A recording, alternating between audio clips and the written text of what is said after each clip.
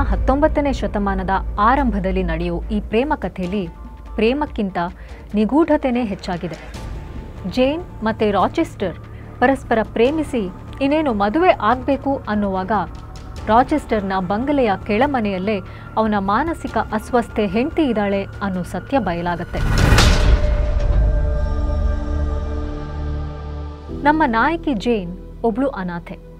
ದೂರದ ಸಂಬಂಧಿಕರು ಅವಳನ್ನ ಸಾಕ್ತಾ ಇರ್ತಾರೆ. ಆದರೆ ತುಂಬ ಕೆಟ್ಟ ರೀತಿಯಲ್ಲಿ ಅವಳನ್ನು ನಡೆಸ್ಕೋತಾ ಇರ್ತಾರೆ. ಯಾರ ಪ್ರೀತಿ ಅಕ್ಕರೆ ಸಿಗದೆ ಕಷ್ಟಗಳಲ್ಲೇ ಈ ಹುಡುಗಿ ಯಾರ್ದೋ ಮನೆಯಲ್ಲಿ ಬೆಳೀತಾಳೆ. ಕಷ್ಟ ನಿರ್ಲಕ್ಷ್ಯದ ನಡುವೆನೂ ದಕ್ಕಿದ ಅವಕಾಶಗಳನ್ನು ಬಳಸಿ ಓದ್ಕೋತಾಳೆ, ಜಾಣೆಯಾಗಿ ಬೆಳೀತಾಳೆ. ಆ ಕಾಲದ ಇಂಗ್ಲೆಂಡ್ನಲ್ಲಿ ಮೇಲ್ವರ್ಗದ ಶ್ರೀಮಂತರ ಮನೆಯಲ್ಲಿ ಮಕ್ಕಳಿಗಾಗಿ ಪಾಠ ಹೇಳೋಕೆ ಅಥವಾ ನಿತ್ಯದ ಮನೆಯ ಆಗುಹೋಗುಗಳ ಉಸ್ತುವಾರಿಗೆ ಗವರ್ನೆಸ್ಗಳನ್ನು ನೇಮಿಸಲಾಗ್ತಾ ಇತ್ತು.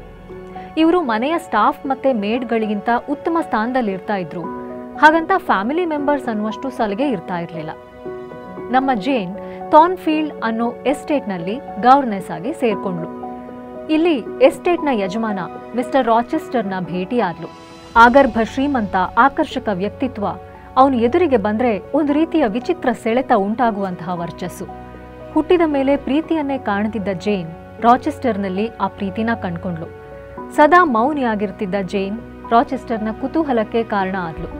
ಕೆಲಸದಲ್ಲಿ ಅವಳು ತೋರಿಸ್ತಾ ಇದ್ದ ಬದ್ಧತೆ, ಮಾತಿನಲ್ಲಿ ಪ್ರಬುದ್ಧತೆ ಮತ್ತೆ ಅವಳ ಗಾಢವಾದ ಮೌನ ಅವನಿಗೂ ತುಂಬಾ ಹಿಡಿಸ್ತಾ ಇತ್ತು. ರಾಚೆಸ್ಟರ್ನ ಹಿನ್ನೆಲೆಯ, ಎಸ್ಟೇಟ್ನ ಕರಾಳತೆಯ ಯಾವ ಕಲ್ಪನೆಯೂ ಇಲ್ಲದೆ ಜೇನ್ ರಾಚೆಸ್ಟರ್ಗೆ ಹತ್ರ ಆದ್ಲು. ಪ್ರೇಮ ಗಾಢ ಆಯಿತು. ರಾಚೆಸ್ಟರ್ ಮದುವೆಯ ಪ್ರಸ್ತಾಪ ಮಾಡಿದಾಗ ಜೇನ್ ಅತ್ಯಂತ ಖುಷಿಯಿಂದ ಒಪ್ಕೊಂಡ್ಳು. ಥಾರ್ನ್ಫೀಲ್ಡ್ ಎಸ್ಟೇಟ್ನಲ್ಲಿ ಮದುವೆಯ ತಯಾರಿ ನಡೀತು. ಮದುವೆಯ ಹಿಂದಿನ ದಿನ ಜೇನ್ ಮತ್ತು ರಾಚೆಸ್ಟರ್ ಚರ್ಚ್ಗೆ ಹೋದ್ರು. ಚರ್ಚ್ನಲ್ಲಿ ಪಾದ್ರಿಗಳು, ಕೆಲವು ಸ್ನೇಹಿತರು, ಬಂಧುಗಳು ನೆರೆದಿದ್ದಾರೆ. ಜೋಡಿಗಳು ಪಾದ್ರಿಗಳ ಆಶೀರ್ವಾದ ತಗೋತಾರೆ. ಈ ಮದುವೆಗೆ ಯಾರ್ದಾದ್ರೂ ಆಕ್ಷೇಪಣೆ ಇದೆಯಾ ಅಂತ ಪಾದ್ರಿಗಳು ಕೇಳಿದಾಗ ಜನರ ಮಧ್ಯದಿಂದ ಈ ವಿವಾಹ ನಡೆಯೋ ಹಾಗಿಲ್ಲ ಅನ್ನೋ ದನಿ ಕೇಳುತ್ತೆ. ನೆರೆದಿದ್ದ ಎಲ್ರಿಗೂ ಶಾಕ್ ಆಗತ್ತೆ. ಬಂದಿರೋನು ರಾಚೆಸ್ಟರ್ನ ಪತ್ನಿಯ ಅಣ್ಣ ಅಂತ ತಿಳಿಯುತ್ತೆ. ರಾಚೆಸ್ಟರ್ ಈಗಾಗಲೇ ಜಮೈಕಾದ ಬರ್ತಾ ಅನ್ನೋ ಹೆಣ್ಣನ್ನ ಮದುವೆ ಆಗಿದ್ದಾನೆ ಅನ್ನೋ ವಿಷಯ ರಿವೀಲ್ ಆಗತ್ತೆ. ಜೇನ್ಗೆ ಬಹಳನೇ ಆಘಾತ ಆಗತ್ತೆ. ಯಾಕೆ ಈ ವಿಷಯ ಎಲ್ಲ ಮುಚ್ಚಿಟ್ಟೆ ಅಂತ ಕೇಳಿದಾಗ, ಈ ಮದುವೆ ನನ್ನ ಇಷ್ಟದ ಪ್ರಕಾರ ಆಗಿದ್ದಲ್ಲ, ಮನೆಯವರ ಒತ್ತಾಯಕ್ಕಾಗಿ ಆದೆ. ಅಲ್ಲದೆ ಅವಳು ಮಾನಸಿಕ ಅಸ್ವಸ್ಥೆಯಾಗಿದ್ದಾಳೆ. ಇದು ಅವಳಿಗೆ ಹೆರಿಡಿಟರಿಯಾಗಿ ಬಂದಿರೋದು ಅಂತ ಮದುವೆ ಆದ್ಮೇಲೆ ಅಷ್ಟೇ ಗೊತ್ತಾಗಿದ್ದು ಅಂತ ರಾಚೆಸ್ಟರ್ ಸಮರ್ಥಿಸ್ಕೊಳ್ತಾನೆ. ಆಮೇಲೆ ತನ್ನ ಕೆಳಮನೆಯಲ್ಲಿ ಕೂಡಿ ಹಾಕಿರೋ ಪತ್ನಿನ ಜೇನ್ಗೆ ತೋರಿಸ್ತಾನೆ.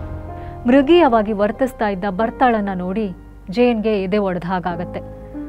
ಸತ್ಯನ ಮುಚ್ಚಿಟ್ಟು ರಾಚೆಸ್ಟರ್ ಆಡಿದ ಪ್ರೀತಿಯ ಮಾತು, ಕೊಟ್ಟ ಭರವಸೆ ಎಲ್ಲವೂ ಅರ್ಥಹೀನ ಅನ್ಸಿ ಜೇನ್ ರಾಚೆಸ್ಟರ್ನಿಂದ ದೂರ ಆಗ್ತಾಳೆ.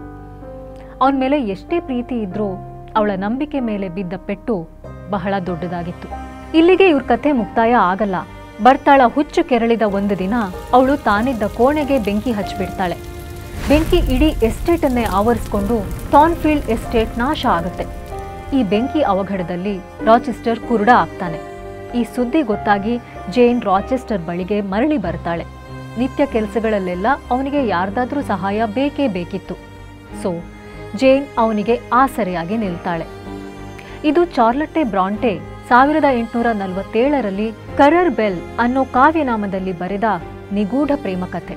ಕಥಾನಾಯಕಿ ಜೇನ್ ಇಯರ್ ಹೆಸರಲ್ಲೇ ಈ ಕಾದಂಬರಿಯ ಟೈಟಲ್ ಕೂಡ ಇದೆ. ಈ ಕತೆ ಹೇಗಿತ್ತು ಅನ್ನೋದನ್ನ ತಿಳಿಸಿ. ಟೇಲ್ಸ್ ವಿತ್ ರಶ್ಮಿ ಚಾನೆಲ್ನಲ್ಲಿ ಇನ್ನಷ್ಟು ಕಥೆಗಳ ಬಗ್ಗೆ ಮಾತಾಡ್ತಾ ಇರೋಣ.